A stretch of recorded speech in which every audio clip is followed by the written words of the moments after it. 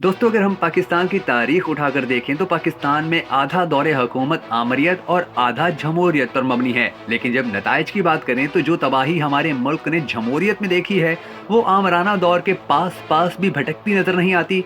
आमरियत का दौर जमहूरियत से बेहतर रहा क्योंकि आमरियत में सदारती दौर था। यहाँ जमहूरी हुकूमतों में मुल्की मफादात के लिए बड़े फैसले कभी ना हो सके, क्योंकि जहाँ मुल्की मफाद आता तो वहाँ जमहूरों की ब्लैकमेलिंग शुरू हो जाती, कभी अपोजिशन के नाम पर और कभी सोबायत के नाम से।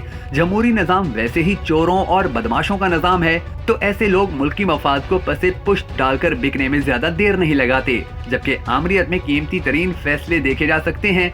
मिसाल के तौर पर पाकिस्तान का आखिरी और बड़ा डैम तरबेला बना, जो आमरियत की देन है। आज भी हमारा ज्यादा इन्हसार इसी तरबेला डैम पर है, जबकि जमहूरी हुकूमतों ने आमरियत का काला बाग डैम का मंसूबा मुतनाज़ बनाकर खत्म कर दिया।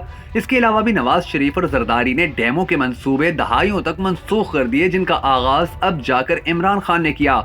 वरना 2025 या 2030 तक डैम ना बनते तो हम पानी की बूंद बूंद को तरस जाते। स्टील मिल आमिर की हुकूमत ने कायम की और एक मुनाफा बख्श इदारा बना, लेकिन जमहूरी हुक्मरानों ने अपने अपने कारोबारों और कारखानों की खातिर पाकिस्तान स्टील मिल जैसे बेहतरीन इदारे को एक सफेद हाथी बना दिया। नवाज की इत्तफाक फाउंड्री चलती रही मगर स्टील मिल तबाह हो गई। यहाँ तक कि नवाज शरीफ के दौर में दूसरे तबाह किए गए अहम तरीन इदारे PIA के साथ स्टील मिल मुफ्त में दी जा रही थी। किसी जमाने में पाकिस्तान एयरलाइंस दुनिया की जानी मानी और तेजी से तरक्की करती हुई एयरलाइन थी, लेकिन जमहूरियत ने उसे भी बर्बाद कर दिया। बिलखसूस नवाज शरीफ दौर में जब शाहिद खाकान अब्बासी को PIA का चेयरमैन बनाया गया तो उसने अपनी एयर ब्लू को चलाने के लिए PIA को बर्बाद कर दिया। सैकड़ों जाली पायलट्स भर्ती किए, तैयारों को काड़ कबाड़ किया, PIA को मतनाजिया किया और कई रूट्स बंद करवा दिए ताकि वो रूट्स अपनी एयर ब्लू को दे सके। इसके अलावा न्यूयॉर्क का रूट अपनी एयर ब्लू को देने के लिए PIA का वो रूट बंद किया, और जब शाहिद खाकान अब्बासी वजीर आजम बना तो उस रूट को अपनी एयर ब्लू के लिए मंजूरी दिलवाने अमरीकी हुकाम से मिलने जा पहुंचा। और फिर अल्लाह का करना ऐसा हुआ कि पतलून उतरवा कर जलील होकर वापिस आया।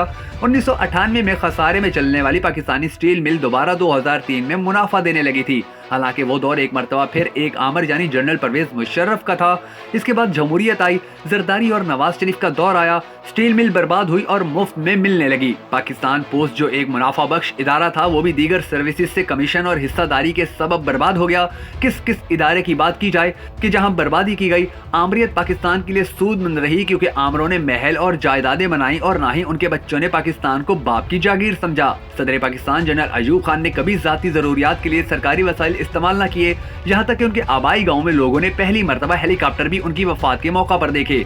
मुशर्रफ समेत दीगर तमाम आमरों की आज तक कोई जायदादें मिली, ना ही उनके अहले खाना अय्याशियां कर रहे हैं और ना रियासत को ब्लैकमेल कर रहे हैं। दूसरी तरफ जमहूरी लीडरान का नाश्ता लाहौर से मरी बजरिया हेलीकॉप्टर पहुंचाया जाता रहा।